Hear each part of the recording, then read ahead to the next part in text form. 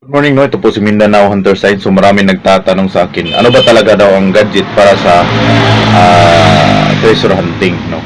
So marami kasing katanungan nila. So ang gadget treasure hunting, sabihin ko lang sa inyo, no? Hindi po metal detector. Yung mga 50K below, hindi po yan talaga legit. Kasi ilang dangkal na po ang kayang i-detect niya. Mayroon nga kung ka-TH na ginamit niya yung detector niya, cellphone, hindi naman talaga pang treasure yan. So locator, okay na yung locator, no? Kahit isang locator lang, kung depende kasi yan sa budget mo. Sa budget kasi na umaasa, no? So mas maganda talagang mayroon kang gamit. So mayroong iba dyan nagsasabi mura lang yung gadget, pero lagi naman nagpapadikod sa atin, no? So locator, okay na yan. Kahit locator or Tesla yan, Tesla, no? Tesla natin yan, Tesla. So locator, Tesla, mas maganda kung mayroon kang locator, tapos kahit homemade locator lang, no?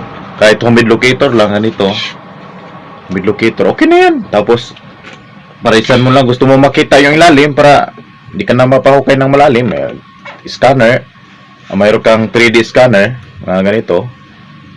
So hindi naman masyadong kamahalan ng mga scanner, no? So okay na yan, at least makita mo na yung ilalim. Napaka-importante, locator, scanner, okay na yan, at least tested na. Yung scanner natin, hindi po yung tinitest natin sa bakal, kasi di naman bakal ang hinahanap natin. Ang hinahanap natin gold. So gold ang tinitest natin, hindi po bakal. So tested po yan, no? So maraming salamat, no, nasagot ko na yung kasagutan ng ating ka-TH. So sa mga maraming nagpapadikod dyan, yung sabi ko sa inyo, sa mga di ko pa customer, hanggang pilates lang talaga ko sa mga sa inyo kung legit ba o hindi, no? So dyan lang ako nagpupokus sa mga customer. Maraming salamat and God bless. Mindanao Hunter Science, no? So mayroon tayong Tesla, mayroon din tayong homemade. So yung homemade natin is tested na yan. So yung lalo na yung Tesla natin. Ito yung available na Tesla. Ito yung Tesla. So may stock pa daw na Tesla, no? So ganito lang paggamit ng scanner, no. So maraming nagtatanong tungkol sa na-delivera, no. So dito focus natin. So una, punta ka sa settings. So settings yan. Settings, no. Settings. Pagkatapos Bluetooth lang, no. So yan, Bluetooth natin. So yun muna na yung ating scanner yan. Scanner. So nauna yan. So ganito lang. Yan, no.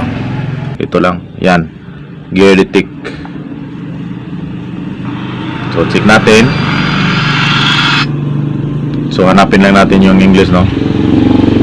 Tapos Titan gear. Ang dali lang ang talaga pag ganitong scanner.